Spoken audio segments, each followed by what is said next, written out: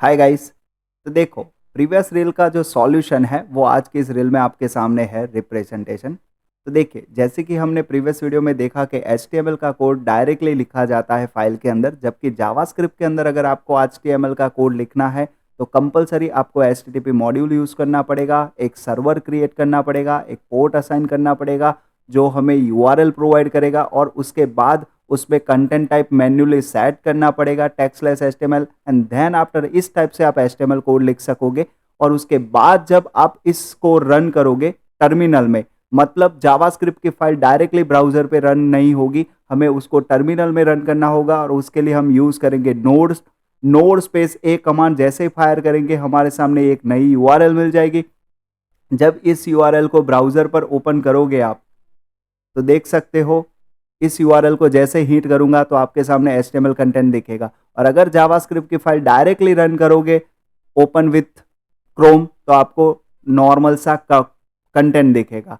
मतलब ये आपके सामने है, और जैसे ही आप इसको इसके थ्रू रन करोगे अब आपके सामने दिखेगा जावास्क्रिप्ट का कंटेंट टाइप टैग्सलेस एचटीएमएल। मतलब जैसे ही मैंने नोड के थ्रू एचटीटीपी मॉड्यूल के थ्रू कोड लिख के ये रन किया तो मुझे आप मेरे सामने क्या दिख रहा है, tagless HTML content type. Same to same अगर कोई भी दूसरी लैंग्वेज, जैसे कि अगर मैं पाइथन की बात करूं तो आपके सामने पाइथन का भी कोड लिखा हुआ है। पाइथन के अंदर भी एचटीटीपी सर्वर का ही यूज किया हुआ है। उसमें भी एक पोर्ट असाइन किया हुआ है 8000, उसमें भी कंटेंट टाइप सेट किया हुआ है और एचटीएमएल का टैग लिखा हुआ है। जब इसको रन करेंगे ब्राउजर के अंदर तो आपके सामने दिख सकता है कि जैसे ही पाइथन की फाइल डायरेक्टली रन की जाएगी तो आपको ये कोड दिखेगा, और जो यूआरएल प्रोवाइड हुई उससे अगर आप रन कर रहे हो तो हमें नॉर्मल एचटीएमएल का आउटपुट दिखेगा। सेम टू सेम इसका भी आप जब इंस्पेक्ट करके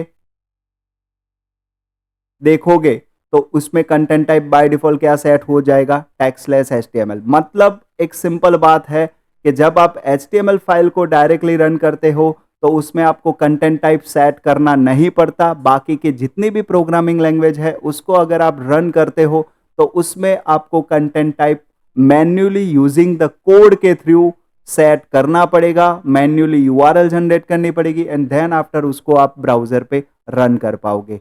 तो आई होप कि आप ये चीज़ समझ गए होंगे। नो डाउट इसके लिए आपको और बहुत सारी चीज़ें समझने की आवश्यकता है, जैसे कि एचटीटीपी प्रोटोकॉल एक्सेट्रा।